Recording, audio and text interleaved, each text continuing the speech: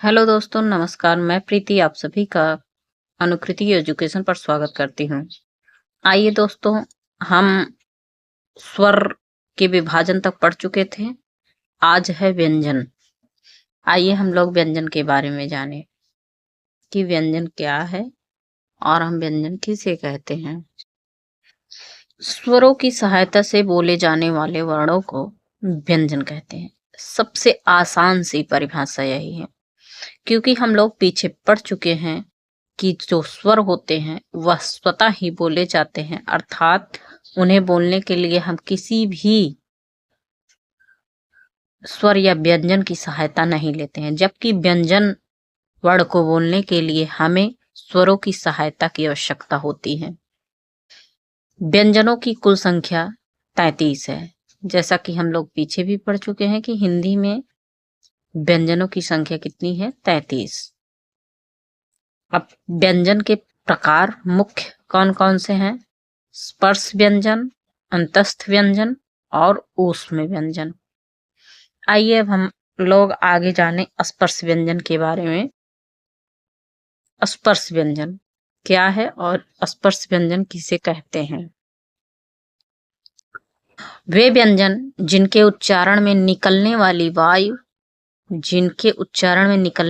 वायु अलग अलग उच्चारण स्थानों, अभी हम आप लोगों को उच्चारण स्थानों के बारे में बताएंगे। हाँ, ये जरूर है कि आपको पूर्व ज्ञान होगा कि आप लोग पीछे किसी से भी पढ़े होंगे उच्चारण स्थान के बारे में। आगे मैं भी आप लोगों को बताऊंगी। तो उच्चारण स्थान मुख्य 5 होते हैं: कंठ, तालु, मूर्धा, दंत और ओष्ठ को स्पर्श करती हुई बाहर निकलती है। क्या? वे व्यंजन जिनके उच्चारण में निकलने वाली वायु अलग अलग उच्चारण स्थानों को स्पर्श करती हुई बाहर निकलती है, उन्हें हम स्पर्श व्यंजन या वर्गीय व्यंजन भी कहते हैं। इनकी संख्या मित्रों 25 है। ये देखिए, स्पर्श या वर्गीय व्यंजन। क वर्ग कंठ से बोला जाता है, ख वर्ग तालु, ट वर्ग मूर्धा, ता वर्ग दंत, पा वर्ग ओष्ठ। यमंगड़ना ये नासिक के वर्ण भी कहे जाते हैं और इनका 2 उच्चारण स्थान, एक कंठ भी है। आइए अंतस्थ व्यंजन।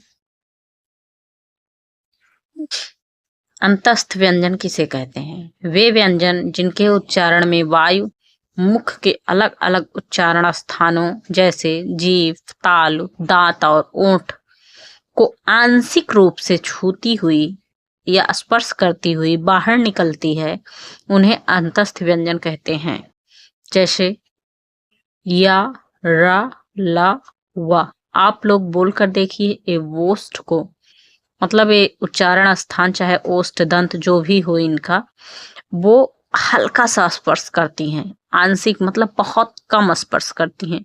जैसे या, रा, ला, वा। ठीक, आगे ऊष्म व्यंजन।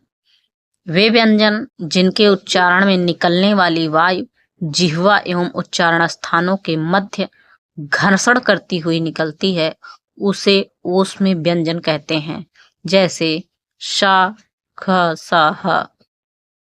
शा, शा, सा, ह, ये हमारे ऊष्म व्यंजन है, क्योंकि यह उस उच्चारण स्थानों से रगड़ खाती हुई, जैसे शा, ख या शा ही बोल लीजिए, सा, हा, इसीलिए इसे ऊष्म व्यंजन कहा जाता है। अब आगे है हिंदी के अन्य व्यंजन। इसके बारे में हम अगले क्लास में जानेंगे। तब तक के लिए आप सभी को वीडियो को फुल वॉच करने के लिए बहुत बहुत धन्यवाद। इसी तरह के और वीडियो पाने के लिए या देखने के लिए आप सभी अनुकृति एजुकेशन इस चैनल को सब्सक्राइब कर लीजिए, ताकि मैं भी थोड़ा आगे बढ़ सकूं और इसी तरह की वीडियो आप लोगों को मिलता रहे। धन्यवाद दोस्तों।